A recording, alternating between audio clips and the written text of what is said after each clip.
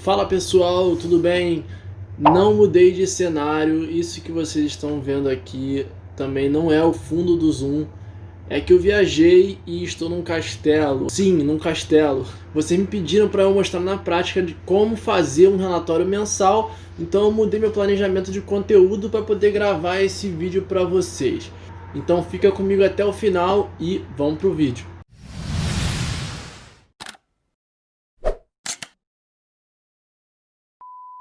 Que foi? Ah, que é difícil concentrar com essa armadura aqui, né? Tu tá gravando? Agora vamos falar aqui na prática como é que funciona um relatório. Eu criei esse modelo para apresentar para vocês de como funciona um relatório mensal e no final do vídeo eu vou mostrar quais informações a gente precisa enviar no relatório diário e semanal. Então fica até o final para poder ver isso também. Vamos lá!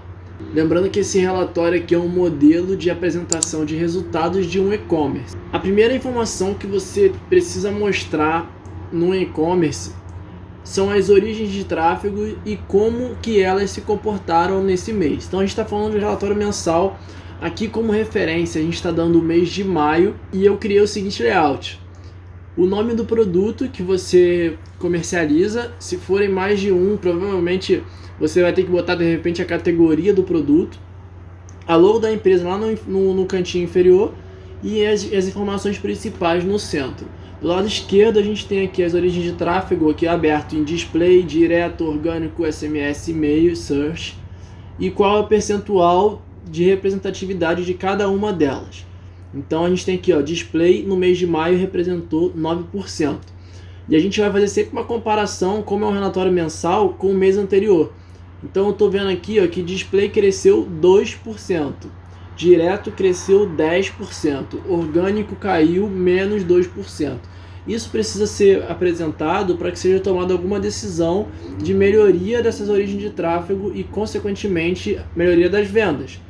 Do lado direito, a gente mostra um overview dos principais indicadores que a gente precisa utilizar para poder fazer a análise de dados de um e-commerce, que são sessões, que são as visitas do site, transações, que foram quantas vendas aconteceram, e conversão, que foi o percentual de transação sobre sessão, sobre visita.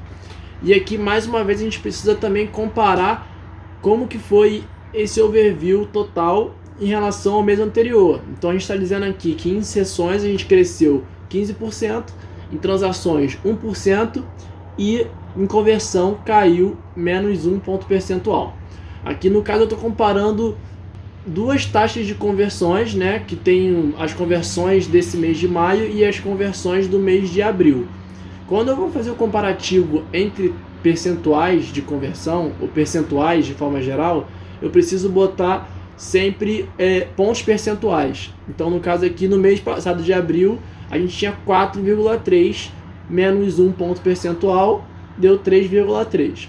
E logo a seguir você precisa explicar os números, né? É óbvio que a gente tem informações aqui que são básicas, né? E que você vai bater o olho, qualquer pessoa vai bater o olho e vai entender. Mas a gente precisa deixar bem claro nos highlights o que a gente tirou de insight dessa análise.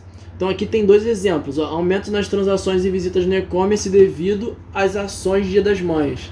Então aqui eu estou justificando, é óbvio que isso aqui é fictício, mas eu estou justificando que as sessões aumentaram 15% e a transação 1% por conta de uma campanha que eu já entendi que foi do Dia das Mães. Então sempre para poder criar highlights, a gente não precisa botar um óbvio, por exemplo, sessões aumentou 15%, isso você já consegue ver pelo próprio gráfico. A gente tem que botar o que justifica aquele aumento, beleza? E logo a seguir eu botei mais um exemplo aqui que foi queda nas conversões devido aos impactos que tivemos no site nos dias XYZ. Então, embora a gente tenha tido aumento de sessões e transações, a gente teve queda de conversão e eu estou justificando aqui que os motivos de quedas foram porque problemas que tiveram no site nos dias XYZ. Então, antes de montar um relatório desse, você precisa analisar e entender tudo o que aconteceu dentro do site, né? Obviamente, para poder conseguir responder um possível questionamento. O segundo slide é a mesma informação de origem de tráfego, só que filtrada por tipo de dispositivo. Isso faz muito sentido no e-commerce, porque o mobile ele é cada vez mais utilizado. Então, para poder você conseguir ter mais resultados em boa parte dos negócios, você precisa aumentar a participação do acesso mobile. Então aqui a gente está mostrando, eu dupliquei aqui as informações como se fossem as mesmas, né? Mas como eu falei, isso aqui é só um exemplo. Mas no caso aqui, utilizando filtros do mobile, eu teria valores totalmente diferentes do que foi filtrado com desktop. E 100% dessas informações estão disponíveis no Google Analytics. Então se você ainda não viu o meu vídeo de Google Analytics, eu vou deixar o link aqui em cima. E você, assim que acabar esse vídeo aqui, corre lá para você entender como é que extrai essas informações. No terceiro slide, a gente vai entrar na parte de funil de vendas, que é entender onde a gente está perdendo dentro das etapas de compra. Então aqui tem mais um exemplo de um funil de vendas do e-commerce, que a gente tem aqui a landing page, que é a página principal do site. A gente tem a quantidade de visitas aqui de 1 milhão de visitas no mês de maio. Da etapa de landing page, que é quando o cliente entra no site, para quando ele preenche os dados pessoais, tem uma perda de 90%.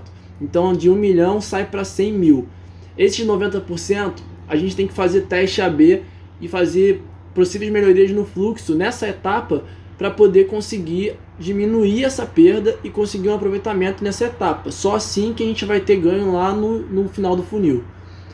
E aqui da etapa de dados pessoais para a parte de endereço, a gente tem 5% de queda. E na parte de endereço, para a forma de pagamento, a gente tem 50%. Então aqui a gente tem dois cenários de alerta que precisam ser trabalhados. Dados pessoais para endereço tem um percentual muito baixo de perda, é um percentual normal. Toda etapa de fluxo vai ter um percentual, nunca vai ser zerado. Então a gente tem que trabalhar onde a gente está perdendo mais. No caso aqui, a etapa de landing page para dados pessoais e a etapa de endereço para a forma de pagamento. Então isso aqui já é um alerta para quem cuida da parte de desenvolvimento do site, aonde que tem que ser trabalhado os testes AB para poder conseguir melhorar o resultado. Agora na parte de evolução é onde a gente vai mostrar o que precisa ser feito para o próximo mês com base nos resultados que foram apresentados. Eu botei alguns exemplos aqui de oportunidades com base nos números que nós vimos anteriormente. Então aqui, ó, recomendações para o próximo mês. Identificar as oportunidades de SEO para melhorar a conversão orgânica. Então se a gente voltar lá no início, a gente viu que o orgânico ele caiu 2%. Então é uma oportunidade para se melhorar.